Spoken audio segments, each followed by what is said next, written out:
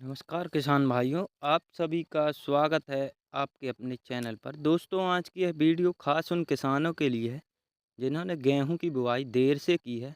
अभी का समय ऐसा है जब देर से बोया गया गेहूं बाली निकालना शुरू कर रहा है। अगर आप अपने खेत में ध्यान से देखेंगे तो जहां समय पर बुआई हुई थी वहां पूरी बालियां निकल चुकी हैं, लेकिन जहां देर से बुआई हुई है वहां अभी बाली निकलना शुरू हो रही है। और यहीं पर सबसे बड़ी गलती हो जाती है। देर से बोए गए गेहूं में अक्सर क्या समस्या आती है, बाली छोटी रह जाती है, दाना पतला रह जाता है और उत्पादन कम हो जाता है। लेकिन घबराने की ज़रूरत नहीं है। आज मैं आपको ऐसे पक्के उपाय बताऊंगा जिससे देर से बोई गई फसल में भी बाली अच्छे से निकलेगी, दाना मोटा बनेगा और उत्पादन में ज़्यादा गिरावट नहीं आएगी। तो जब बाली निकल रही होती है तो पौधे की पूरी ताकत बाली बनाने में लगती है। इस समय अगर खेत में नमी की कमी हो गई तो बाली निश्चित रूप से छोटी रह जाएगी।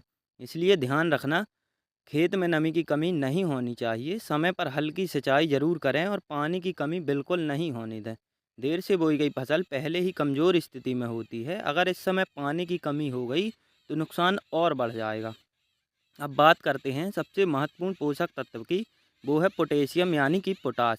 बाली निकलने के समय पोटेशियम का रोल बहुत बड़ा होता है।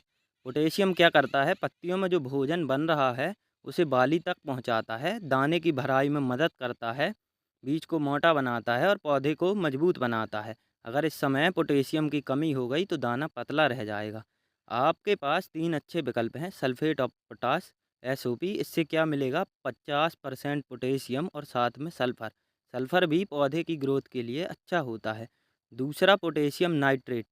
इसमें क्या होता है, 13% नाइट्रोजन होती है और 45% पोटेशियम। इसका फ़ायदा यह है कि नाइट्रोजन मिलने से पत्ती हरी बनी रहती है और पोटेशियम दाना भरने में मदद करता है।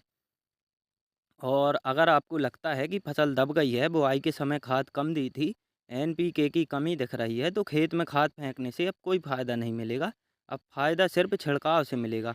आप 19-19 या कोई भी संतुलित एनपीके ग्रेड का स्प्रे कर सकते हैं।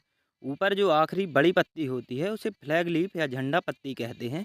याद रखिए, इस बाली को जो ज़्यादा पोषण मिलता है वह इसी फ्लैग लीफ से मिलता है। जितनी देर तक यह पत्ती हरी और स्वस्थ रहेगी उतना ज़्यादा दाना भरेगा। इसलिए पोटेशियम नाइट्रेट देने से पत्ती हरी रहेगी, बाली को पोषण मिलता रहेगा और दाना मोटा बनेगा। किसी भी पोषक तत्व का 2% से ज़्यादा घोल नहीं बनाना है। 2% का मतलब क्या है, यानी कि 20 ग्राम दवा प्रति लीटर पानी। अगर 1 एकड़ में 200 लीटर पानी लगता है तो आपको करीब 4 किलो दवा की ज़रूरत पड़ेगी। चाहे आप एसओपी लें या पोटेशियम नाइट्रेट लें या एनपीके लें। मात्रा 2% ही रखें। ज़्यादा मात्रा देने से फ़ायदा नहीं होगा, नुकसान हो सकता है।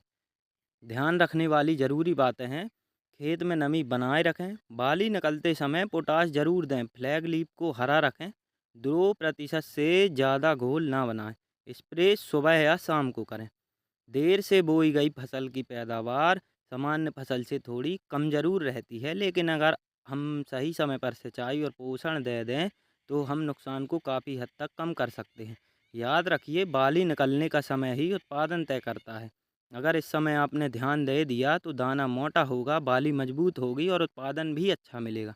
अगर आपको यह जानकारी उपयोगी लगी हो तो वीडियो को लाइक ज़रूर करें और अपने किसान भाइयों के साथ शेयर करें और हमारे चैनल को सब्सक्राइब करना बिल्कुल ना भूलें।